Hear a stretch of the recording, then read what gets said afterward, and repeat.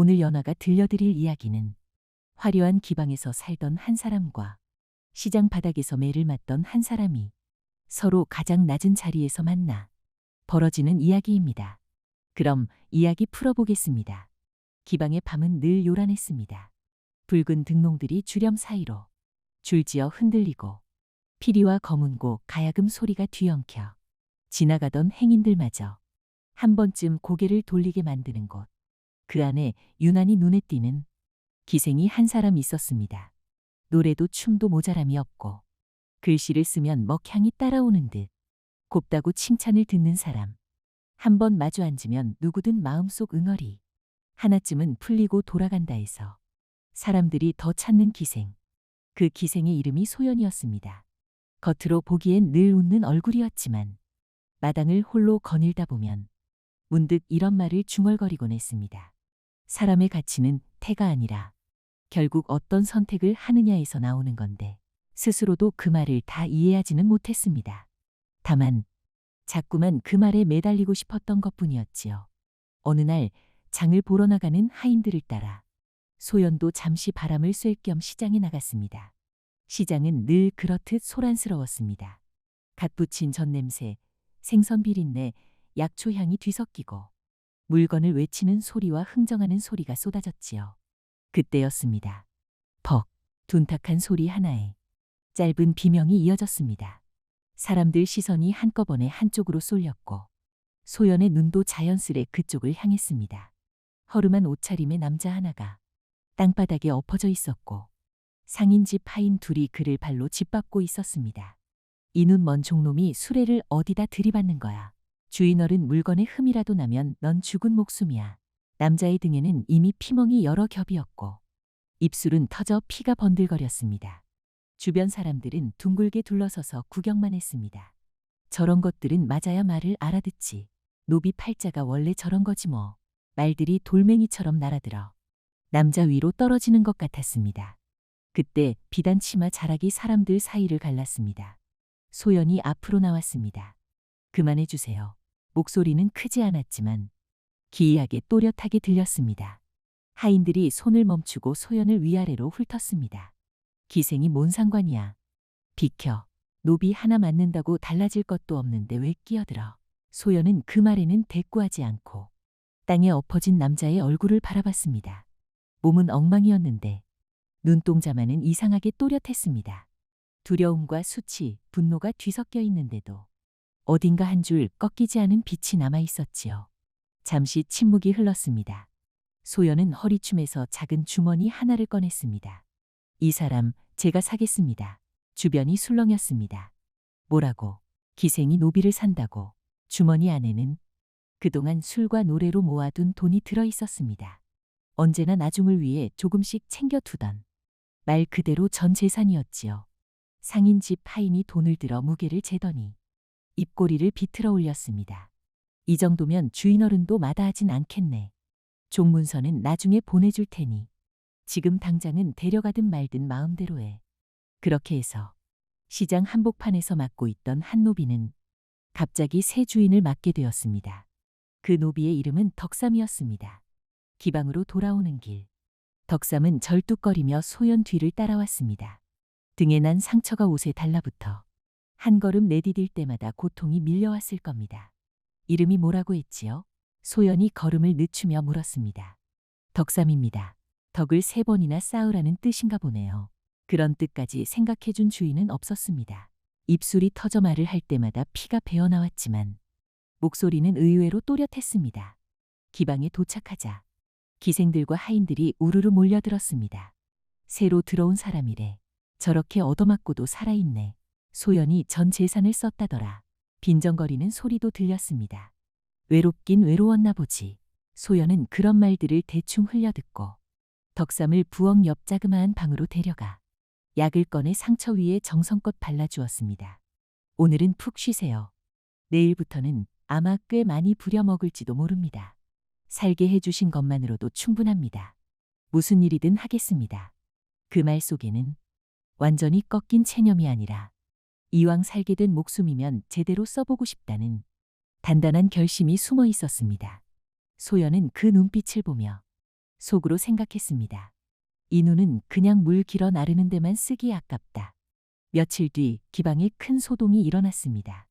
새로 내려온 세금이 도무지 말이 안 되는 액수였기 때문입니다. 우리가 번 것보다 더 내라는 거 아냐? 관찰사가 새로 왔다더니 아주 작정했네. 포주도 속을 썩였습니다. 위에서 내라는데 어쩌겠니? 우리가 관가랑 싸울 수도 없고 좀 답답해도 참고 버티는 수밖에 없다. 사람들은 투덜거리면서도 결국 고개를 숙이려 했습니다. 그때 소연이 세금 장부를 받아서 조용히 방 안으로 들어갔습니다. 마침 물을 나르던 덕삼을 불렀습니다. 글은 읽을 줄 아나요? 조금은 읽습니다. 그럼 이걸 한번 봐줄래요? 덕삼이 장부를 받아 들고 눈을 빠르게 움직이며 숫자들을 훑었습니다. 한참을 보던 그는 손가락으로 몇 줄을 짚으며 말했습니다. 여기 숫자가 이상합니다. 어디가요? 실제로 벌어들인 액수와 세금을 매길 때 기준으로 삼은 액수가 다릅니다. 조금씩 위로 덧붙여져 있습니다. 눈치 못 채고 내다보면 몇 번 뒤에는 큰 차이가 나도록 돼 있습니다. 소연이 다시 계산해 보니 정말 그랬습니다. 장부 곳곳에 조금씩 부풀려진 숫자들이 숨어 있었습니다. 이건 관가 쪽이랑 우리 집 장부 맡은 사람이 짠 거겠네요. 그럴 가능성이 큽니다.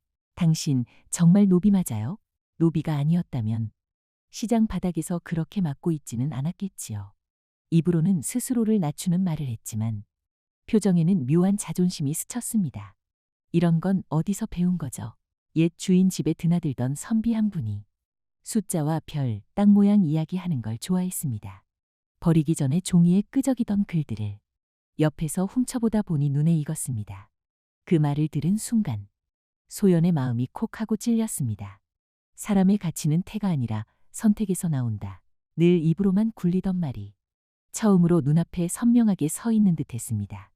그날 밤 소연은 등불 아래에서 장부를 펼쳐놓고 오랫동안 생각에 잠겼습니다. 그냥 모른 척하고 살면 기방 사람들은 억울해도 참고 살겠지. 관찰사는 계속 돈을 불릴 거고 나도 덜 위험하겠지. 하지만 동시에 이런 생각도 올라왔습니다. 그렇게 살면서 입으로는 선택을 말할 수 있을까? 며칠 동안 기방 안팎을 살피다 소연은 결국 덕삼을 다시 불렀습니다. 기방 안을 당신 눈으로 한 번 더 봐주세요. 장부만 말고 사람들이 언제 어디를 오가는지, 물건과 돈이 어떻게 빠져나가는지, 그리고 조용히 덧붙였습니다. 대신 들키면 우리 둘 다 무사하지 못할 겁니다. 그래도 할 수 있겠어요? 덕삼은 잠시 고개를 숙였다가 이내 또렷한 눈으로 소연을 바라보며 말했습니다. 이미 한 번 죽을 목숨을 건졌습니다. 남은 목숨 이렇게 쓰는 것도 나쁘진 않겠습니다. 그 대답은 누군가에게 허락을 구하는 말이 아니라 스스로를 향한 다짐에 가까웠습니다. 그날 이후 두 사람은 기방의 안과 밖을 함께 살피며 얽혀있는 문제들을 하나씩 풀어나가기 시작했습니다. 얼마 지나지 않아 귀한 비단 두 필이 야스비 없이 사라지는 일이 일어났습니다. 사람들이 부산하게 움직이며 도둑을 찾으려 했지만 뾰족한 수가 없었습니다. 그때 덕삼이 조용히 말했습니다. 밖에서 들어온 도둑은 아닙니다. 어떻게 그렇게 확신하죠? 문고리와 자물쇠에 손을 댄 흔적이 없습니다. 열쇠를 가진 사람이 안에서 열고 닫은 겁니다. 그리고 이 발자국을 보세요. 여인 발이 아니라 남자 발이고 자주 드나든 사람이 남긴 걸음입니다. 사람들의 시선이 자연스럽게 몇몇 타인에게로 쏠렸습니다. 주막에서 밤마다 노름판을 벌이던 마방머슴 하나가 떠올랐고 그의 옷에서 잘린 비단 조각이 나왔습니다. 숫자만 보는 줄 알았더니 도둑도 잡네. 기방이 귀한 머리를 하나 들였어. 그날을 기점으로 기생들은 조금씩 덕삼에게 장부를 맡기기 시작했습니다. 누가 얼마를 벌고 누가 얼마나 내야 공평한지 숫자를 통해 함께 상의하는 법을 배워갔습니다. 소연과 덕삼 사이에는 주인과 하인이라는 이름을 넘어 어느새 신뢰와 호감이 자라나고 있었습니다. 그러는 사이 좋은 소문만 난 것은 아니었습니다. 그 기방에 숫자 잘 보는 노비가 있다더라. 기생이 관과 장부까지 들여다본다더라. 이야기는 거품처럼 부풀어 결국 고을 관찰사의 귀에까지 들어갔습니다. 관찰사는 원래도 기방을 그다지 좋게 보지 않던 사람이었습니다. 노비 주제의 숫자를 논해 기생이 세금을 입에 올려 그는 이를 갈며 속으로 생각했습니다. 한 명만 잡아다가 본보기를 보이면 나머지는 조용히 살겠지. 그 눈길이 향한 곳은 말할 것도 없이 덕삼이었습니다. 비가 내리던 날 관아 포졸들이 기방으로 들이닥쳤습니다. 덕삼이라는 노비 어디 있느냐. 부엌에서 일하던 덕삼이 당황해 나오다가 그대로 붙잡혔습니다. 관가 장부를 조작하고 세금을 속인 죄인이다. 당장 끌고 가라. 소연이 급히 나서서 가로막았습니다. 잠깐만요. 이 사람은 잘못된 장부를 알아본 것뿐입니다. 장부를 조작한 사람은 따로 있잖아요. 제대로 조사부터 해주세요. 포졸은 비웃음을 터뜨렸습니다. 위에서 이미 죄인이라고 찍어내린 사람이다. 괜히 나섰다가 같이 엮이고 싶지 않으면 비켜라. 소연이 덕삼의 팔을 꽉 잡았습니다. 가지 마요. 이건 누가 봐도 함정이에요. 당신은 잘못한 게 없어요. 덕삼은 잠시 소연의 손을 내려다보다가 천천히 손을 빼며 말했습니다. 시장 바닥에서 맞아 죽을 뻔한 저를 여기까지 데려온 건 당신의 선택이었습니다. 이제는 제가 할 선택이 남았겠지요. 설령 돌아오지 못하더라도 언젠가 진실이 드러난다면 오늘 맞는 매도 헛되지는 않을 겁니다. 굵어진 빗줄기 사이로 덕삼은 포졸들에게 끌려가 어둑한 골목 너머로 사라졌습니다. 관아 감옥에서는 며칠이고 매질이 이어졌습니다. 기방과 짜고 세금을 속인 게 맞지? 장부를 고치려 한 게 맞지? 몽둥이 소리와 신음소리가 축축한 벽을 울렸습니다. 그 소문은 서서히 기방에도 흘러 들어왔습니다. 처음엔 안타까워하던 사람들도 조금씩 거리를 두기 시작했습니다. 괜히 저 일에 휘말렸다가 우리까지 찍히면 어쩌려고. 처음부터 관가 일에 손대는 게 아니었어야지. 포주도 결국 입을 열었습니다. 내 마음은 알겠다만 관찰사가 직접 찍어 누르는 판에 우리가 나섰다간 이 집이 통째로 무너질 수도 있다. 이쯤에서 손을 놓는 게 좋겠다. 그 말을 들으며 소연은 마당을 한번 둘러봤습니다. 수많은 밤을 웃고 울며 버텨온 집. 붉은 등롱들, 음악소리, 술기운. 나는 이곳에서 많은 사람을 웃게 했지. 그런데 내 스스로를 위해 택한 건 과연 얼마나 있었을까. 그날 밤 소연은 등불도 켜지 않은 방 안에서 오랫동안 꼼짝도 하지 못했습니다. 밖에서는 여전히 피리 소리와 웃음소리가 들리는데 그 모든 게 갑자기 자신과 상관없는 소리처럼 느껴졌습니다. 한참이 지나서야 작은 상자를 꺼냈습니다. 그 안에는 지금까지 받아온 편지들, 작은 장신구들, 그리고 조금씩 모아둔 돈이 들어있었지요. 소연은 조용히 붓을 들었습니다. 기생이라는 이름을 달고 있어도 글을 쓸 수는 있다. 웃음을 팔던 입으로 한 번쯤은 누군가의 억울함을 대신 말해볼 수도 있겠지. 그날 밤 소연은 처음으로 자기 이름을 적어 넣은 탄원서를 쓰기 시작했습니다. 며칠 뒤 한양 조정을 향해 떠나는 길에 한 사내의 품 안에는 단단히 봉해진 봉투 하나가 들어 있었습니다. 그 안에는 이 고을에서 벌어진 부당한 세금과 장부 조작, 관찰사와 그 수하들의 이름, 감옥에 갇힌 한 노비의 억울한 사연이 숫자와 함께 빼곡히 적혀 있었습니다. 마지막에는 이런 문장이 붙어 있었습니다. 비록 붉은 옷을 입고 노래를 팔아 살아왔으나 사람으로 태어난 이상 억울한 일을 보고도 모른 척할 수는 없어. 감히 이 글을 올립니다. 이 고을의 많은 이들과 한 사람의 목숨을 위해 부디 이 일을 살펴주시기를 청합니다. 기생 소연 올림. 조정에서는 처음에 고개를 갸웃했습니다. 기생의 탄원이라 드문 일이군. 하지만 이미 지방 관료들의 부패를 조사하라는 명이 내려가 있던 때였습니다. 탄원서에 적힌 숫자와 날짜들이 다른 자료들과 하나씩 맞아 떨어지기 시작했습니다. 결국 암행어사가 내려가 직접 조사가 이루어졌습니다. 암행어사는 고을 곳곳을 돌며 상인들과 다른 기방의 장부를 모으고 계절 따라 움직인 돈과 곡식의 흐름을 확인했습니다. 조사 끝에 관찰사가 세금을 부풀리고 장부를 조작해 재물을 챙긴 사실이 드러났습니다. 그 과정에서 덕삼이 했던 말과 소연이 정리한 장부들이 크게 힘을 발휘했습니다. 이 사람은 장부를 속인 죄인이 아니라 거짓을 알아본 증인입니다. 감옥에 갇혀있던 덕삼은 마침내 풀려나게 되었습니다. 몸은 상처투성이었지만 눈빛만큼은 처음 시장에서 만났을 때처럼 또렷했습니다. 조정은 부당함을 드러낸 두 사람의 공을 인정했습니다. 관찰사의 재물을 거두어 그 일부를 기생 소연과 노비 덕삼에게 상으로 내리고 빈 관가터 하나를 함께 하사하라. 그리하여 금 몇백 냥과 오래 비어있던 옛 관가의 빈터 하나가 두 사람의 손에 맡겨졌습니다. 기방을 떠나던 날 소연은 마당 한가운데 서서 집안을 천천히 둘러봤습니다. 수많은 밤을 버티게 해준 등불과 음악, 그리고 그 속에서 웃고 울던 얼굴들, 옆에서 덕삼이 묻었습니다. 이제 어디로 가실 생각인가요?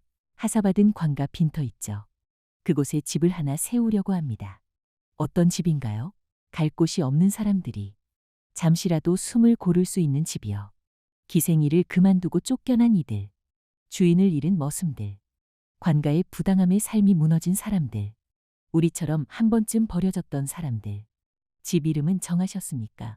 소연이 잠시 생각하다가 웃었습니다.